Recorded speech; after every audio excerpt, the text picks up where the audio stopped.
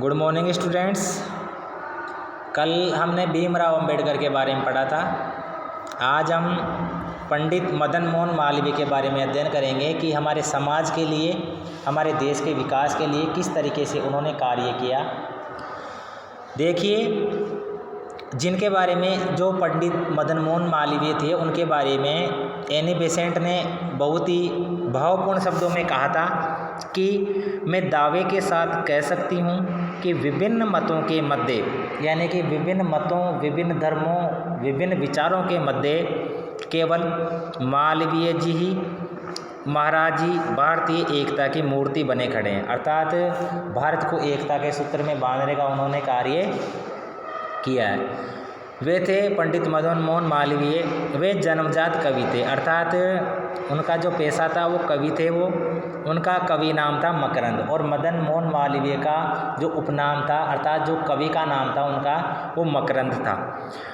उनके मन में एक ज्वाला जलती भी रहती थी कि एक ऐसी शिक्षा पद्धति और शिक्षा संस्थान भारत में स्थापित हो जहां भारतीय संस्कृति उचित सम्मान पाए। अर्थात उनका मानना ये था कि भारत में एक ऐसी व्यवस्था होनी चाहिए, एक ऐसी शिक्षा व्यवस्था होनी चाहिए जिसमें जो हमारी संस्कृति है उसका संरक्षण हो, संस्कृति को हम बचाए रख सकें।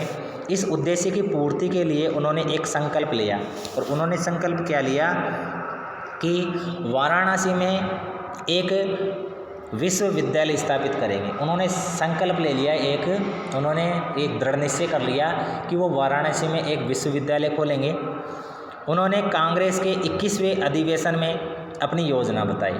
कांग्रेस का 21वां अधिवेशन हुआ, और उस 21वें अधिवेशन में उन्होंने ये बात रखी कि वो वाराणसी में एक विश्वविद्यालय खोलना चाहते हैं। उन्होंने मकर संक्रांति के पावन दिन बनारस के तत्कालीन राजा से वह भूमि दान में प्राप्त कर ली।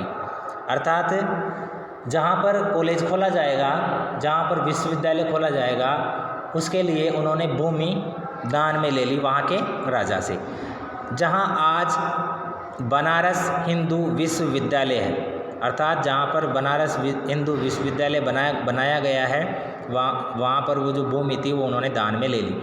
फिर क्या था, मालवीय जी ने दान इकट्ठा करना आरंभ कर दिया। वो देश के विभिन्न भागों में गए, जगह जगह घूमे, और उन्होंने दान इकट्ठा करना शुरू कर दिया।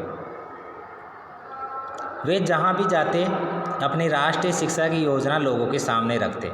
अर्थात जहाँ पे वो गए देश के विभिन्न हिस्सों में, तो उन्होंने अपनी जो राष्ट्रीय शिक्षा थी, किस तरीके से वो विद्यालय खोलना चाहते हैं, किस तरीके से महाविद्यालय खोलना चाहते हैं, उसके बारे में वो बताते रहे। वहाँ उनको अपार धनराशि मिलती रही। धीरे धीरे उनकी झोली बढ़नी आरंभ हो गई। मालवीय जी हैदराबाद के मुस्लिम शासक निजाम के पास भी गए और वहाँ से उदारतापूर्वक दान प्राप्त किया। सारे देश का दौरा करके उन्होंने लगभग 64 लाख रुपए इकट्ठे किए।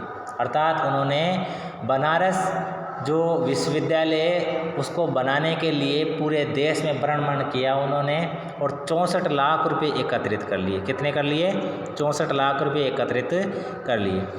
गांधी जी ने कहा था कि मांगने की कला तो मैंने अपने बड़े भाई मालवीय जी से सीखी है। अर्थात जिस आदर से, जिस भावना से वो मांगते थे, उनको कोई मना नहीं करता था।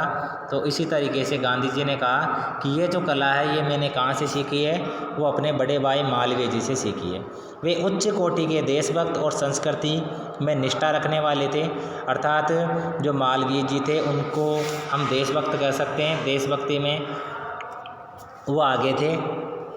इनके अलावा वे क्रांतिकारी नेता सिद्ध हुए, और उन्होंने भारत की आत्मा को जगा दिया। भारत की संस्कृति का संरक्षण किया, किस तरीके से उसको आगे बढ़ाया जाए, इस पर विचार किया गया।